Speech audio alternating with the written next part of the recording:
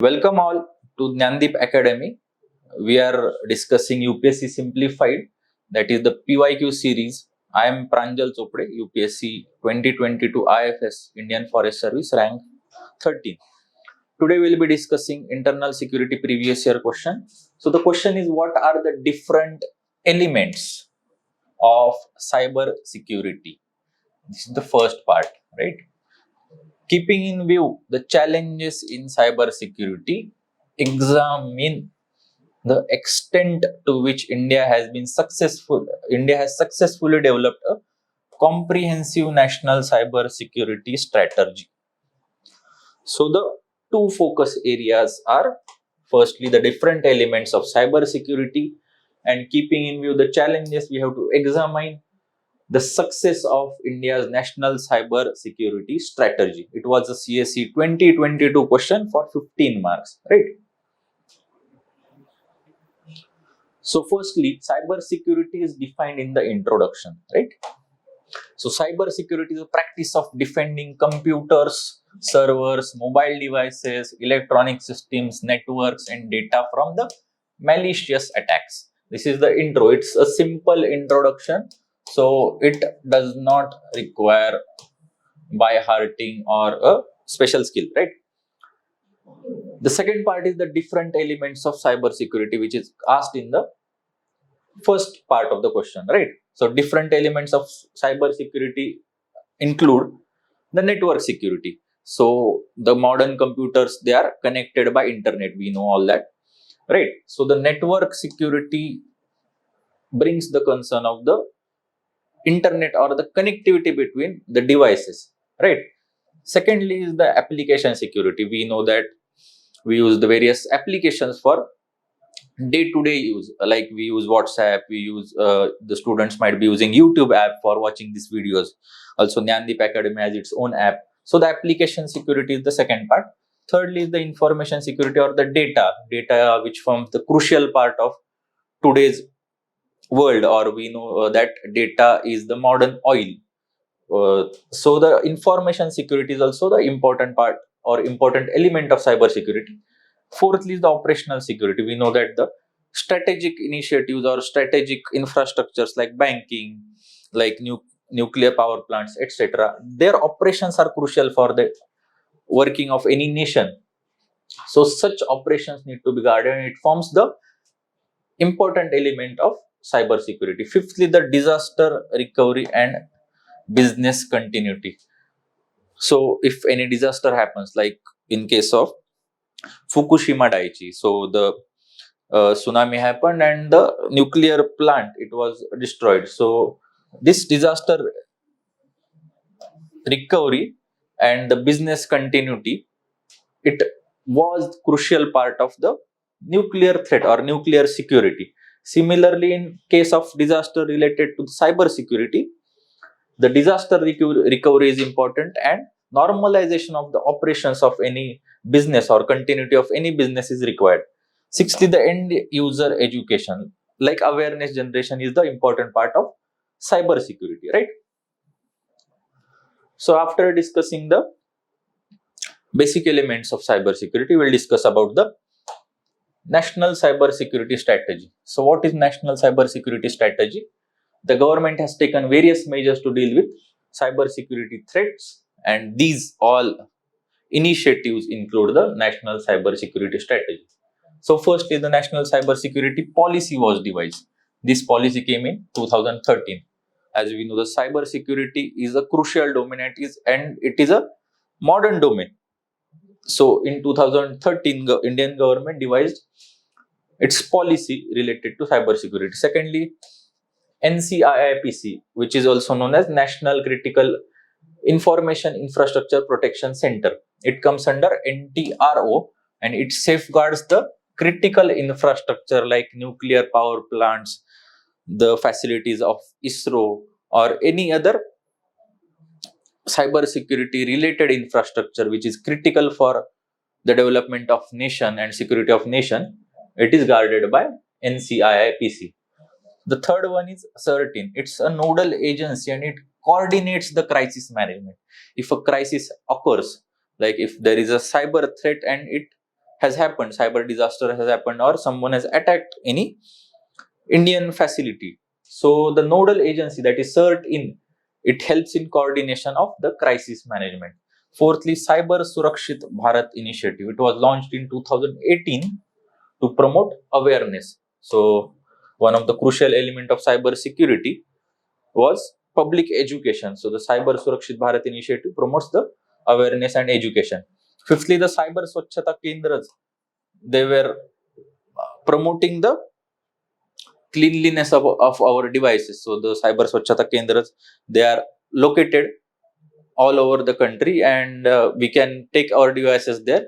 They function as a cleaning centers for our devices which may be attacked by any malicious threats like viruses or malwares, etc. Sixthly, the Indian Cyber Crime Coordination Center, I4C. It tackles internet crimes such as cyber threats and online stalking. So we can register their complaint and they help in tackling such threats.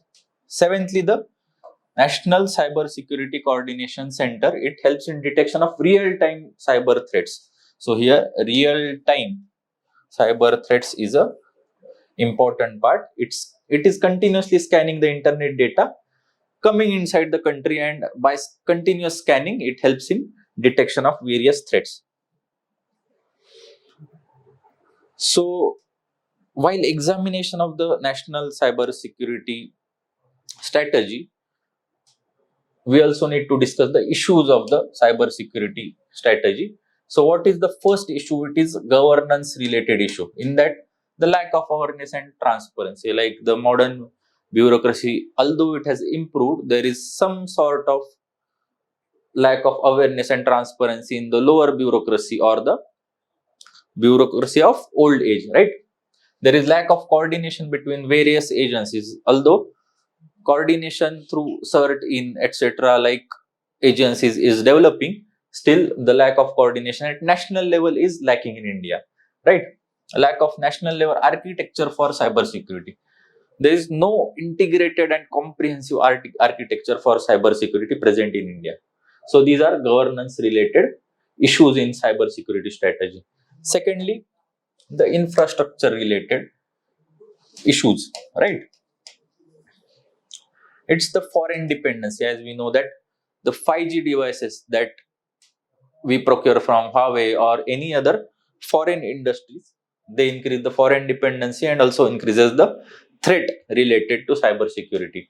Secondly, the digital infrastructure which is present, it increases the vulnerability of any infrastructure or any critical infrastructure of India, right?